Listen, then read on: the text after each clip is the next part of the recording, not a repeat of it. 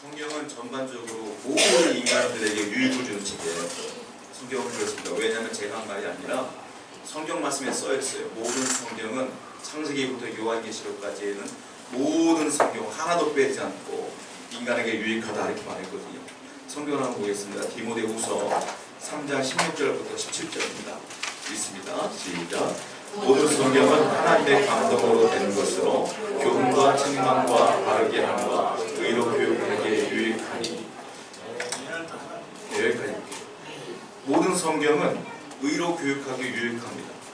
자, 그런데 제가 이제 책을 좀 읽다 보면 세상에 유명한 책들 베스트셀러들 있잖아요. 그걸 책 읽으면 재미는 있어요. 제가 제일 재미있게 읽었던 책 중에 하나, 그다음에 유치할 수 있는데 해리포터가 되게 재밌더라고요.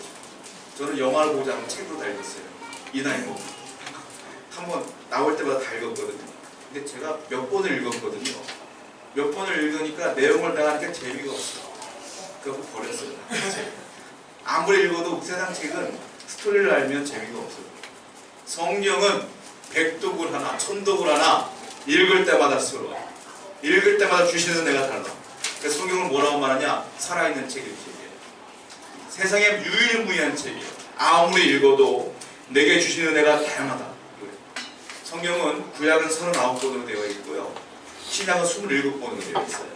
그리고 총 66권이라고 하잖아요. 창세기부터 요한계시록까지가 66권인 거예요. 그런데 모든 성경 하나하나가 전부 다 유익하다 이거예요.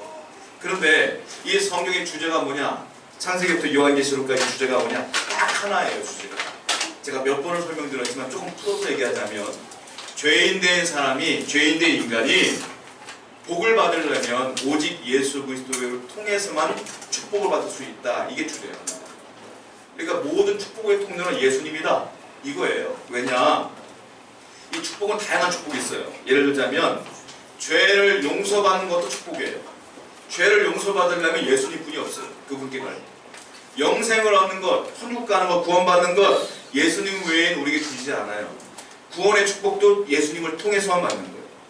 그리고 우리가 죽어요. 죽어서 하늘나라 가요. 부활해서 하늘나라 가는 거예요. 부활의 축복도 예수를 믿어야 가능하다. 그러니까 성경의 모든 주제는 뭐냐? 예수를 믿어야 축복받는다 이 말이에요. 한마디로. 예수님이 직접 얘기했어요. 당당하게 얘기해요. 엠마오로 가는 두 제자를 붙들고 뭐라고 말하냐면 성경을 읽는 그들에게, 해석을 못하는 그들에게 야 성경의 내용은 이런 거야 라고 해석을 해줬어요. 성경 한번 보겠습니다. 누가복음 우리 24장 27절 말씀 읽어볼게요. 시작. 이에 모세와 모든 선지자의 글로 시작하여 모든 성경에 쓴 바 자기에 관한 것을 자세히 설명하시니라. 뭐라고 했느냐면 선지자의 글이라고 하는 것은 창세기부터 구약의 선지자들이 쓴 모든 성경을 말하는 거예요. 자, 모든 성경에 쓴 바 누구한테 썼느냐? 자기에 관한 것을 썼다 이거야. 성경은 자기가 누구예요? 예수님이에요. 예수님. 예수님이 얘기하는 거예요. 그러니까 뭐라고 말하냐면 이 두 제자에게 야 모든 성경은 나에 대해 쓴 거다 이렇게 말하고 있어요. 구약이나 신약이나 전부 다 예수님에 관한 얘기다. 자, 요한복음 말씀 좀 볼까요? 요한복음 우리 5장 39절 말씀 읽어보겠습니다. 시작. 너희가 성경에서 영생을 얻는 줄 생각하고 성경을 연구하거니와 이 성경이 곧 내게 대하여 증언하는 것이니라. 이 성경을 통하여 영생을 얻는데요. 그래서 연구한다는 거예요. 그런데 뭐라고 했어요? 이 성경이 곧 내게 대하여 증언하는 것이니라. 내가 누구예요? 예수님 말하는 거예요. 이 성경은 곧 예수님에 관한 얘기다. 그리고 이 성경을 통하여, 즉 예수님을 통하여서만 구원받는 거다. 이 얘기예요. 그러니까 모든 성경은 누구 얘기예요? 예수님 얘기예요. 구약이나 신약이나 다 예수님 얘기예요. 예수님께 와야 복받고 구원받고 축복받고 부활하고 천국을 소유한다. 다 예수님 얘기다. 우리가 지금 출애굽기를 보고 있는데요. 지금 굉장히 중요한 부분을 보고 있는 거예요. 왜냐하면 출애굽기 25장부터 27장까지는 어떤 얘기를 하냐면 시내산에 올라온 모세에게 하나님께서 이제 그 성막을 만들라라는 계시를 하는 거예요. 성막을 만들라. 뭘로 만드는지, 어디에 두어야 되는지, 뭘 만들어야 되는지 다 얘기해 주는 거예요. 이게 25장부터 27장까지 얘기하는데 제가 지난주 설명해 드렸어요. 성막에 있는 모든 물품들은 예수님을 예표한다고 그랬어요. 다 예수님을 예표하는 거예요. 그러니까 아무렇게나 만들면 안 돼요. 하나님 만들려는 대로 만들어야 돼요. 그래서 지난주에 우리 뭘 얘기했죠? 언약궤. 언약궤 기억나시죠? 언약궤도 예수를 예표하는 거다. 제가 설명해 드렸잖아요. 오늘은 뭘 얘기하냐면 다른 얘기를 하려고 해요. 이게 얼마나 중요하냐면 어떤 신학자가 이렇게 얘기를 했어요. 하나님이 천지를 6일 만에 창조했다 이거예요. 그렇죠? 6일 만에 창조했죠? 그런데 성막에 대한 계시는 40일 동안 했다. 모세 앉혀놓고 40일 동안. 그만큼 성막이 중요하다. 아주 적절한 표현인 것 같아요. 하나님이 보실 때 성막을 만들기 그만큼 중요한 거다. 자, 죄인된 인간이 어떻게 용서함 받을 수 있을까요? 죄인된 인간이 어떻게 하나님을 예배할 수 있을까요? 그 부분을 하나님 구약시에서 이미 예표를 통해서 얘기하고 있다. 성막의 크기를 말하자면 가로가 30규빗이에요. 그리고 세로가 10규빗이에요.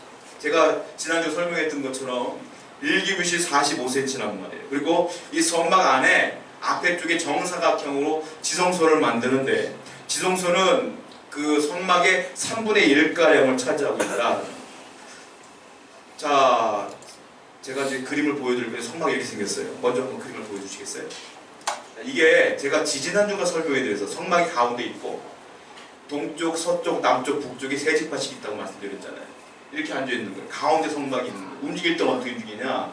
동쪽 세 지파가 먼저 가고 남쪽 세 지파가 먼저 가요. 따라간 다음에 그 다음에 성막이 움직여요. 고화자 소리 내고 그 다음에 그 남쪽에 있는 백성과 서쪽에 있는 백성이 같이 이렇게 움직이는 거예요. 이렇게 쭉 항상 성막이 가운데 있는 거예요. 또 하나 넘겨보시겠어요? 자, 좀 클로즈업 보면 성막이 이렇게 생긴 거예요. 자, 여기가 앞에가 동쪽에 출입문이 있어요. 들어가면 앞에 네모난 하나 있죠? 이게 번제단이에요. 거기다가 짐승을 태우는 거예요. 그리고 뒤에 동그란 하나 있죠? 그걸 그 물두멍이라고 해요. 노수로 만들었어요. 엄청 커요. 그러니까 짐승을 잡아다가 피가 줄줄 흐르니까 물로 닦아요. 거기서. 저기 이제 물두멍이에요. 그리고 성막이 뭐냐? 지금 제가 말씀드린 거는 이 판자 맨 끝에 있는 것들은 성막 뜰이라는 거예요. 널판지는. 여기가 뜰이에요. 뜰. 성막은 어디냐? 성소는 어디냐? 저기 네모난 거 있죠? 건물 같은 거. 그게 성소예요. 이제 성막으로 들어가서 번제물을 다 짓고 불을 태우는 번제는 여기서 드리고 제사장이 일주일에 한 번씩 어디 들어가냐? 성소에 들어가는 거예요. 저 안으로. 제사장만 들어가요. 성소에 들어가면은 저기 2등분으로 되어 있는데 맨 앞쪽에는 지성소라고 그래요. 휘장으로 가려져 있어요. 한 번 더 넘겨보시겠어요? 자, 이게 성막 그 구조예요. 들어가시면 오른쪽에 있는 거 테이블 하나 있죠? 그게 떡상이라고 그래요. 그리고 이쪽 왼쪽에 그 등잔 같은 거 있죠? 그 금촛대라고. 그리고 그 가운데에 휘장 같은 거 있잖아요. 커튼, 그 휘장이라고 그러고 휘장 그 앞에 뭐가 있냐면 분향단이에요. 거기다 향을 피우는 거예요. 그러니까 일주일에 한 번씩 제사장이 야식일로 뭐 하냐면 떡을 바꾸고 있던 떡은 자기가 먹고 그리고 이 촛대를 늘 켜고 그리고 앞에다가 분향을 올리는 거예요. 그리고 그 앞에가 지성소인데 지성소 앞에는 뭐가 있냐? 저기 네모난 그 산자가 하나 있잖아요. 그게 지성소에 있는 거예요. 이렇게 예배를 드린다. 자, 이제 가려주세요. 안 가리면 저를 안 보시니까 이렇게 생긴 거예요. 지금 성막에 대한 얘기를 하는 거예요. 지금. 자, 그런데 아론의 자손이 제사장이란 말이에요. 근데 아론이 4명의 아들이 있었어요.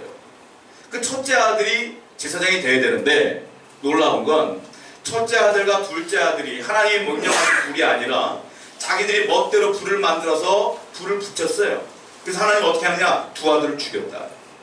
잘못된 불로 분향함으로 죽였어요. 저는 놀라운 것 중에 하나가 아론이면 모세의 형 아니에요. 근데 아론의 아들들도 죽여 하나님. 잘못되면 죽이는 거예요. 내 아버지가 한국의 유명한 목사예요. 상관없어요. 내가 잘못 믿으면 죽는 거예요. 하나님은 믿음은 뭐냐? 네 개인의 문제다. 이 두 사람이 죽어요. 이 사람이 누구냐? 첫째 아들이 나답이요, 둘째 아들이 아비후인데 죽어요. 그러니까 셋째 아들과 넷째 아들만 남는단 말이에요. 그래서 하나님께서는 셋째 아들이었던 엘르아사를 대제사장으로 삼고 그리고 네 번째 아들 막내 아들 이다말을 제사장으로 삼는 거예요. 이제부터는 엘르아사가 이다말의 자손들이 제사장이 된다 라는 거예요. 그리고 믿음 생활 잘 하셔야 돼요. 개인의 문제다. 성경을 한번 볼게요. 자, 민수기 3장 32절입니다. 읽어보겠습니다. 시작. 제사장 아론의 아들 또 형소를 맡을 자를 통할 것이네. 아까 말씀드렸잖아요. 첫째 아들, 둘째 아들은 죽은 거예요.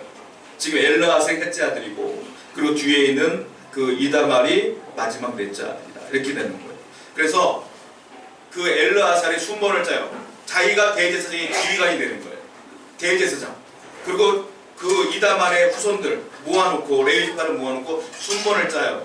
자, 일주일에 한 번씩 성소에 들어가서 예배를 드려야 된다. 첫째 날은 누구누구누구, 둘째 날은 누구누구누구 이렇게 하고 순번을 정해서 들어가서 예배를 드리게 되는 거예요. 제사장만 들어가서 예배를 드리게 된다. 자, 그러면 아까 말씀드린 것처럼 성소에서는 오른쪽에 떡상이 있어요. 그리고 왼쪽에는 촛대가 있어. 앞에는 분향단이 있어. 이거 변하지 않아요. 항상 그렇게 만들려고 했어. 그럼 들어가서 제사장이 뭘 하냐? 떡을 일주일마다 가는 거예요. 그 일을 해야 되고 불이 꺼졌나 안 꺼졌나 봐야 되고 늘 하나님께 분향하며 예배를 드리는 거예요. 백성들을 위해서. 그 일을 누가 하냐? 제사장이 한다. 그렇다면 오늘 우리가 살펴봐야 될 게 많은 것 중에 떡상만 볼 거예요. 떡상. 다음 주에 등대 볼 거고. 떡상이 의미하는 게 뭐냐? 하나님은 떡을 드시고 싶어서 떡 만들라 하지 않았어. 다 이유가 있어. 제가 말씀드렸지만 성소 안에 있는 모든 것들은 누구를 예표한다고요? 예수님이 예표한다고. 그러니까 예수님을 예표하기 때문에 그대로 이루어져야 되는 거예요. 이거는 내 힘으로 바꿀 수가 없는 거예요. 내가 이 떡에다가 내가 꽃을 달아볼까? 꽃가루 넣어볼까? 안 돼. 하나님 만들려면 만들어야 돼. 왜? 이건 예수님을 예표하는 거니까. 그러니까 떡을 만든단 말이에요. 자, 먼저 떡상 하나 한번 볼게요. 한번 보여주겠어, 떡상? 떡상은 이렇게 생겼어요. 작아요. 크지가 않아. 뭐가 들어갔냐면 저 하얀 거 보이죠? 저게 떡이에요. 떡. 6개씩 두 줄을 12개를 만들어요. 12지파를 상징한단 말이에요. 이렇게 6개씩. 그리고 그 가운데 주전자 같은 거 하나 있죠. 병이 있고 그 위에 잔 2개가 있지 않습니까? 그리고 그 옆에 조그만 거 숟가락 같은 거 보입니까? 숟가락 같은 게 보여요. 숟가락도 올려놔요. 하나님 이렇게 만들라고 했어. 여기도 보면은 떡이 좀 다르긴 한데 비슷해요. 6개씩 두 줄로 만들어 놓고 그 위에 잔을 넣고 큰 물병 같은 거 올려놓고 이렇게 한단 말이에요. 자, 이게 떡상이에요. 자, 이제 가려주시면 돼요. 떡상은 크지가 않아요. 90cm. 그리고 세로는 45cm. 크지가 않아요. 그리고 떡상 위에 턱이 있어서 흔들리지 않도록 딱 이렇게 마련한 거예요. 하나님이 그렇게 만들려고 했어요. 그리고 떡상을 성소로 움직일 때 누가 움직일까요? 누가 멜까요? 고아자손이 메고 움직이는 거예요. 성경을 보겠습니다. 민수기 4장 15절 말씀. 시작. 아론과 그의 아들들이 성소와 성소의 모든 기구도 없는 일을 마치거든 고아 자손들이 와서 맬 것이니라. 그러나 성물은 만지지 말라. 그들이 죽으리라. 회막 물건 중에서 이것들이 고아 자손이 될 것이다. 고아 자손이 그 책, 그 짝대기 같은 거 그거만 딱 들고 매는 거. 만지면 안 돼. 그거만 딱 들고 움직인다. 자, 출애굽기 25장 29절 말씀 한번 읽어볼게요. 시작. 너는 대접과 숟가락과 병과 붓는 잔을 만들 때 순금으로 만들며. 자, 하나님께 떡상에서 뭘 4가지 주방기구를 만들래요. 하나님께서 뭘 만드느냐? 대접을 갖다 놓으래요. 그리고 숟가락도 놓으래요. 숟가락을 왜 놓냐면 숟가락 위에 유향을 올려놓거든요. 자기들도 껄쩍하게 고체로 된 거예요. 그거 올려놓으면 향이 나. 액체가 아니에요. 그걸 올려놓으라는 거예요. 숟가락을 올려놔. 여러분이 숟가락 그러니까 우리나라 밥 먹는 숟가락을 생각하는데 그렇게 되지 않았고 이런 병처럼 생겼어요. 약간 움푹 패여서 거기다 뭐 물건을 넣을 수 있을 정도로 그런 숟가락이에요. 그러니까 숟가락 그러니까 우리가 오해해. 밥 먹는 숟가락. 저 제사 지내는 것도 아니고 말이에요. 그걸 올리는 거 아니에요. 그렇게 하시면 돼요. 자, 우리가 알아야 될 게 뭐냐면 대접이에요. 대접은 뭐냐면 금으로 만들래요, 하나님께서. 근데 이 대접을 왜냐면 떡을 만들었잖아요. 떡을 옮길 때 이 그릇에다가 접시에 놓고 옮기는 거예요. 떡을 굴 때는 어떠냐? 노수로 만들어도 되고 상관이 없어. 근데 그것도 올려놓고 옮길 때는 항상 금그릇으로, 금대접으로 옮겨놔라. 또 하나 숟가락, 아까 말씀드린 것처럼 그 위에 유향을 올려놔야 되는 거예요. 왜? 항상 그 떡 냄새가 아니라 향기가 올라가 있기 때문에 유향을 올려놓게 숟가락을 올려놔라. 성경을 봅니다. 출애굽기 25장 29절 한 번 더 다시 한번 읽어볼게요. 시작. 너는 대접과 숟가락과 병과 붓는 잔을 만들 때 순금으로 만들면. 자, 중요한 게 있어요. 뭐냐면 대접은 알겠고 숟가락도 알겠어요. 상용용도를. 그런데 갑자기 뜬금없이 병을 갖다 놓으래요. 그리고 붓는 잔도 올려놓으래요. 그게 올려놓은 게 아까 그 모습이란 말이에요. 그런데 신학자들이 연구를 해봐요. 도대체 이게 뭐하러 쓰는 거냐. 병과 잔이 왜 필요하냐. 왜? 병과 잔을 언제 쓰느냐면 제사 지낼 때 전제라는 제사가 있어요. 번제는 짐승을 태우는 거고 전제라는 제사가 있는데 전제는 포도주를 붓는 거예요. 근데 이 포도주를 어디다 붓느냐면 성소에서 안 보여요. 어디서 붓느냐? 아까 봤던 번제단 있죠. 번제단 밑둥에다 붓는 거예요. 그러니까 성소에 굳이 이 병과 잔이 필요하냐? 쓸모가 없어요. 그거 왜 갖다 놓았을까? 요것 때문에 여러 가지 해석이 있었어요. 자, 아까 지금 읽은 말씀 출애굽기 25장 29절 이 말씀을 두 가지로 해석이 가능해져요. 우리나라 성경은 뭐라고 했어요? 병과 붓는 잔 이렇게 해석했잖아요. 영어 성경 NIV라고 영어 성경 똑같이 병과 붓는 잔 이렇게 해석을 했어요. 근데 흠정역이라는 성경이 있는데 킹 제임스 버전이라는 게 있어요. 그거는 이제 신학교 제가 배울 때 그 책을 많이 봤는데 그 성경에 뭐라고 했느냐면 병과 붓는 자라고 써있지 않고 덮개와 대통 이렇게 해석해요. 그러니까 똑같은 단어인데 해석이 달라. 덮개와 대통. 그럼 유대인들은 어떻게 해석을 할까요? 덮개와 대통으로 해석을 해요. 이대로 하잖아. 그래서 어떤 떡상이 있느냐? 다시 한번 보여줘요. 그 다음 거. 요것도 떡상. 덮개와 대통. 맨 위에 황금으로 덮개가 있죠. 덮개. 그리고 칸칸이 돼 있잖아요. 6칸씩 돼 있어요. 보시면. 그리고 그 칸칸마다 떡을 집어넣는 거예요. 그러면 아까 그 떡은 맨 처음에 봤던 떡은 떡끼리 올려놓으니까 눌릴까요? 안 눌릴까요? 눌리겠죠. 그 붙어있으니까 상할까요? 안 상할까요? 금방 상해요. 근데 얘는 칸칸이 있기 때문에 뚜껑도 있기 때문에 칸마다 떡이 붕 떠 있어. 그러니까 상하기가 덜 상해. 부패가 덜 해. 환풍이 잘 돼. 통풍이 잘 돼. 그러니까 하나님께서 말씀하신 게 과연 정말로 병과 잔을 말한 것이냐 아니면 이 뚜껑과 대통을 말한 것이냐 했을 때 많은 학자들은 이것이 맞을 것이다 라고 해서 지금 이런 떡상도 있어요. 자, 하나님께서 말씀하시는 건 뭐냐? 떡을 얘기하는 게 아니에요. 가려주시면 돼요. 떡을 얘기하는 게 아니에요. 뭐냐면 떡을 부패하지 않도록 잘 보관하라. 여기 하나님의 의미가 있는 거예요. 그러면 아까 말씀드린 그 마지막 봤던 그 떡상이 맞지 않겠느냐? 이렇게 해석하는 게 맞다. 왜냐하면 일주일 동안 그 떡을 놔야 되거든요. 그 떡을 일주일 동안 놔면 중동은 덥잖아요. 더운 날에 상온에 떡을 붙여놓고 있으면 금방 상한다. 하나님의 뜻은 뭐냐? 이 떡을 잘 부패하지 않도록 너가 보살펴야 돼. 이게 제사장의 사명이다. 그 떡은 뭘 의미하는 것이냐? 제사장이 떡을 봤어요. 떡을 먹어요. 떡은 뭐냐? 하나님의 말씀을 의미하는 거야. 제사장 너는 매주 한 번씩 떡을 가리면 떡을 먹어라. 하나님 말씀을 먹어야 된다. 그리고 또 하나, 너는 왼쪽에 있는 금촛대, 여러분 불을 붙이면 어둠이 물러가고 환해지지 않습니까? 그러니까 제사장은 뭘 해야 되는 거냐면 항상 빛을 발하는 삶을 살아야 된다. 또 하나, 분향은 뭐냐? 연기가 올라간다는 건 기도의 향기를 말하는 거야. 그러니까 제사장은 뭘 했냐? 떡을 먹으며 기도를 하며 거룩하게 사는 것이 너의 사명이다. 이걸 얘기하시는 거란 말이에요. 그런데 떡이 부패하면 돼요? 안 돼요? 안 되죠. 그러니까 이것이 맞을 것이다. 여러분, 하나님 믿는 사람들은 그러므로 부패한 떡을 먹으면 안 돼. 이 세상의 문제가 뭐예요? 말씀이 부패한 말씀에 떡을 먹고 부패한 삶을 사니까 문제가 되는 거예요. 제가 그 이단들의 생각을 보니까 이단들이요 늘 웃고 다녀요. 전도를 열심히 해요. 이단들은 또 사회봉사를 되게 많이 합니다. 여러분 아십니까? 봉사상 같은 거 되게 많이 받아요. 자, 질문이 있어요. 자, 사람들이 볼 때, 세상 사람들이 볼 때 이단들은 볼 때 늘 웃고 다니고 종교를 열심히 있고 그 사회 봉사를 많이 해. 근데 하나님 믿는 사람들은 자기랑 나랑 별 차이가 없어. 열정도 없고 오히려 더 못된 것 같아. 세상 사람들 어떻게 판단하는지 아세요? 자, 이단인데 착한 사람이 좋을까요? 아니면 그리스도인인데 못된 사람이 좋을까요? 그럼 어떤 사람이 좋겠어요? 그들은 착한 사람 선택한다니까요. 이단이 많아지는 거예요. 하나님께서 원하시는 건 뭔지 아세요? 너가 빛을 발하는 것처럼 거룩하게 살아야 된다. 이게 하나님의 가르침이에요. 저와 여러분들 이 사명이 있다.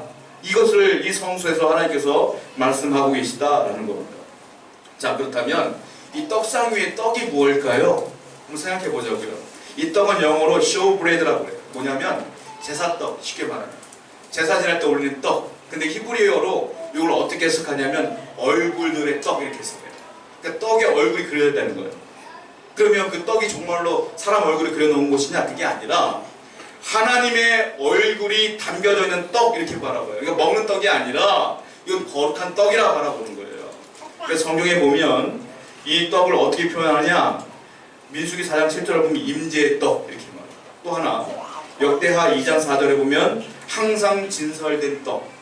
그리고 또 하나 역대상 9장 3절에 보면 열을 맞춘 떡. 그러니까 흐트러짐이 안 돼. 똑바로. 그리고 진설병, 진설하는 떡 이렇게 번역됐다는 말이에요. 그러니까 이건 먹는 떡이 아니라 하나님이 임재한 떡 이렇게 돼요. 그러니까 이 떡은 없으나 있으나 상관없는 떡이 아니라 있어야 됩니다. 그리고 질서 있게 항상 가지런한 떡이에요. 이 떡은. 이 말씀은 이렇게 된다는 것을 표현하고 있다는. 레위기 말씀 볼게요. 그러면 이 떡은 얼마나 크기가 얼마나 크냐면 레위기 24장 5절부터 7절 말씀 볼게요. 시작. 너는 고운 가루를 가져다가 10분의 2 에바로 하여 여호와 정결한 상 위에 두 줄로 한 줄에 6진설하고 너는 또 정결한 유향을 그 각 줄 위에 두어 기념물로 여호와께 아까 말씀드린 그 6줄씩 12개를 만들고 유향을 올리라고 했지 않습니까? 자, 떡을 만드는데 반죽이 양이 있어요. 하나를 만드는데 얼마나 쓰냐면 10분의 2 에바를 쓰래요. 에바는 밀가루 같은 거 용량제 때 쓰는 단어거든요. 10분의 2 에바가 얼마냐면 4.4리터예요. 그러니까 빵 하나 만드는데 4.4리터의 밀가루가 들어가요. 계란을 6개를 넣어야 돼요. 그러니까 빵 하나가 클까요? 작을까요? 엄청 커요. 이 떡 하나가. 이 큰 떡을 12개를 만들어, 제사장이. 12개를 만드니까 이게 금방 상한단 말이에요. 이게 무게가 있다 보니까 서로 눌리면 금방 상해요. 그래서 아까 말씀드린 것처럼 분명히 대통령이 있어야 될 것이다. 가림막이 있을 것이다. 그렇게 우리가 표현할 수가 있다는 거예요. 자, 또 하나. 이 유향은 뭐냐? 향기가 나야 된다. 성경을 보겠습니다. 레위기 24장 8절 9절 한번 읽어볼게요. 시작. 안식일마다 이 떡을 여호와 앞에 항상 진설할지니 이는 이스라엘 백성을 위한 것이요 영원한 안양입니다. 이 떡은 아론과 그의 자손에게 돌리고 그들은 그것을 거룩한 곳에서 먹을지니 이는 여호와의 화제 중 그에게 돌리는 것으로서 즉 거룩함이니라. 이는 영원한 규례니라. 아까 말씀드린 것처럼 첫째 아들, 둘째 아들 죽고 아론의 셋째 아들 엘르아살, 이다말이 그 후손들과 함께 일주일에 한 번씩 순번을 정하여 성소로 들어가요. 들어가서 뭘 하느냐? 그 떡, 일주일 된 묵은 떡을 누가 먹냐? 제사장이 먹어요. 그러니까 상하면 안 돼. 먹어요. 그리고 자기가 일주일에 한 번 떡을 해온 것들을 다시 진설해 놓는 거예요. 이걸 매주만 먹게. 언제까지? 죽을 때까지. 제사장이 사명이 그거예요.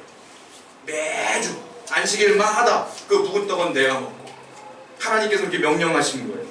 뭐예요? 떡 먹으라는 거예요. 일주일에 한 번씩. 꼭 먹으라는 거예요. 뭐예요? 말씀 먹으라는 거예요. 말씀. 이 예표하시는 거예요. 그러면 떡의 의미를 한번 생각해 볼까요? 도대체 그 떡을 왜 주진 않느냐? 하나님이 예표하는 게 있어서 그래요. 두 가지인데요. 현실적인 의미가 있고 또 하나는 예언적인 의미가 있어요. 현실적인 의미는 뭐냐면 자, 떡을 뭘로 만듭니까? 쌀로 만들든 밀로 만들든 할 거 아니에요.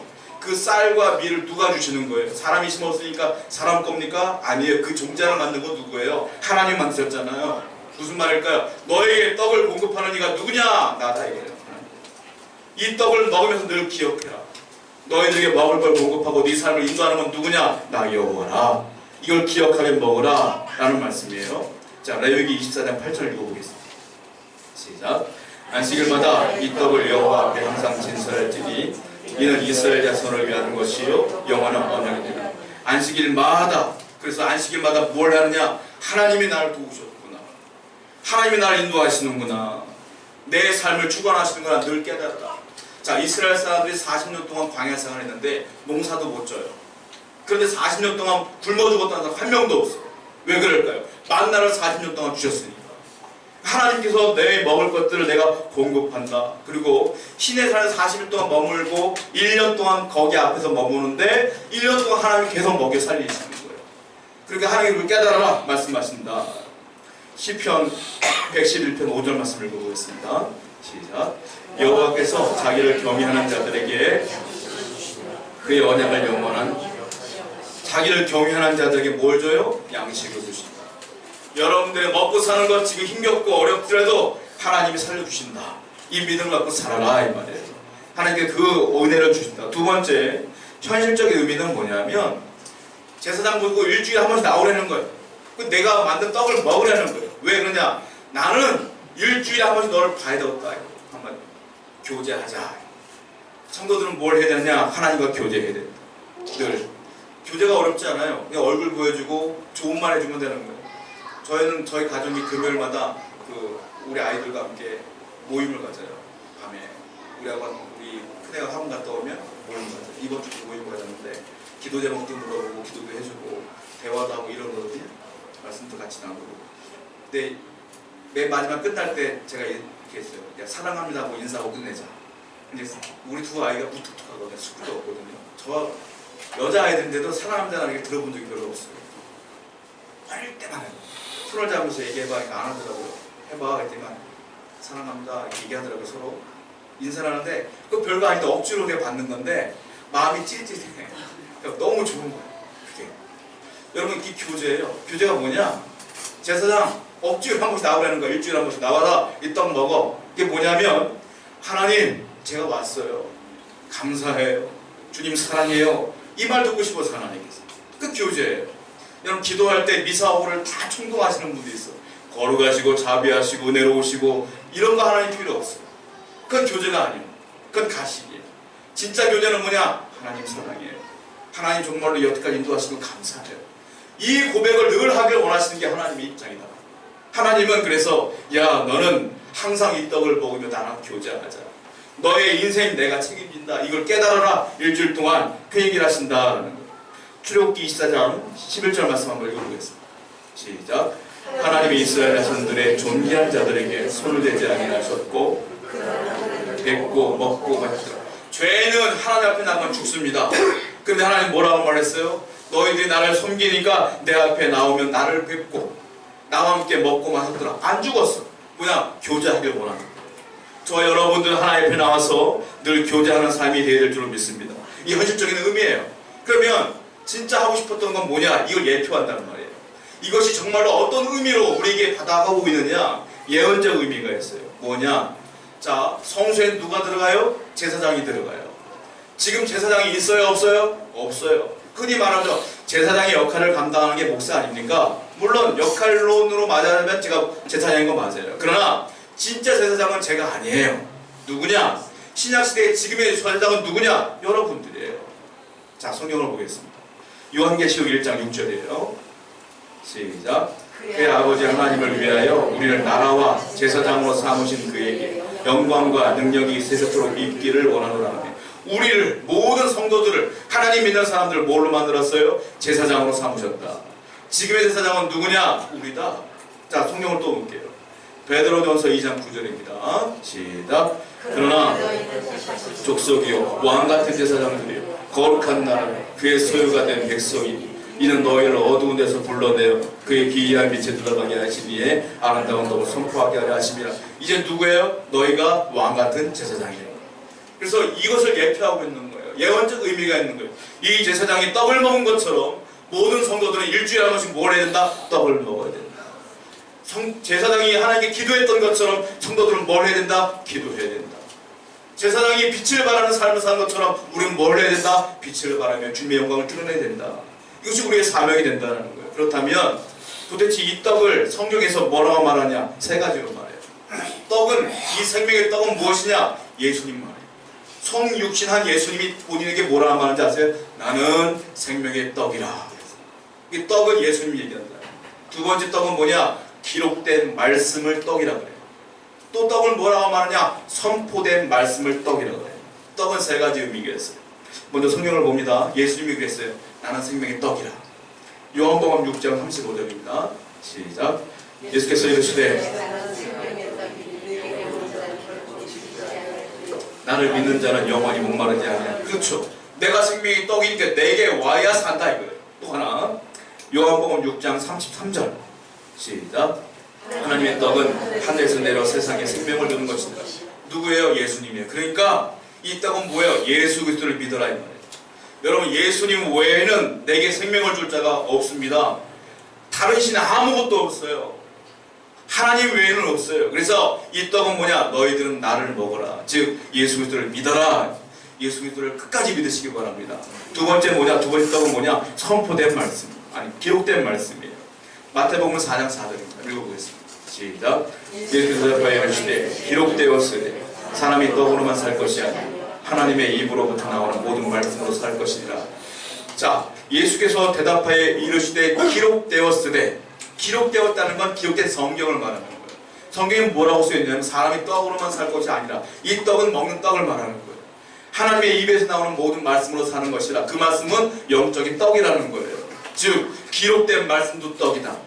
예수님도 떡이다. 마지막 세 번째, 선포된 말씀. 일주일에 한 번씩 나와서 이 말씀을 연구한 제사장이 하나님 말씀을 선포할 때 그 말씀을 들어라. 결국은 뭐예요? 우리가 떡을 잘 먹어야 돼. 부패하지 않은 떡을 잘 먹어야 돼. 우리 성도들의 삶이 바로 그래야 된다는 거예요. 출애굽기 25장 30절 말씀 읽어보겠습니다. 시작. 상류에 진설병을 두어 항상 내 앞에 있게 하였다. 그 말씀을 항상 떡을 잊게 하라. 여러분과 저는 그러므로 예수를 믿어야 돼요. 두 번째, 기록된 말씀을 읽어야 돼요. 기록된 말씀을 읽지 않으면 내가 신앙생활 제대로 해나갈 수가 없어요. 그리고 일주일에 한 번씩 주 앞에 나와서 예배할 때 목사가 설교하지 않습니까? 그 선포된 말씀을 들으셔야 돼요. 그러니 내가 바르게 갈 수가 있는 거예요. 이 말씀 생활을 잘하면 여러분들 신앙생활을 바르게 할 수 있어요. 하나님께서 우리에게 예표하고 말씀하시는 거예요. 평생을 이 말씀을 떠나게 하지 말아라. 항상 진설해 두거라. 이 말씀을 기억하시면서 언제나 말씀을 사모하시고 예수를 사랑하시는 여러분 되기를 축원드립니다. 찬송합니다.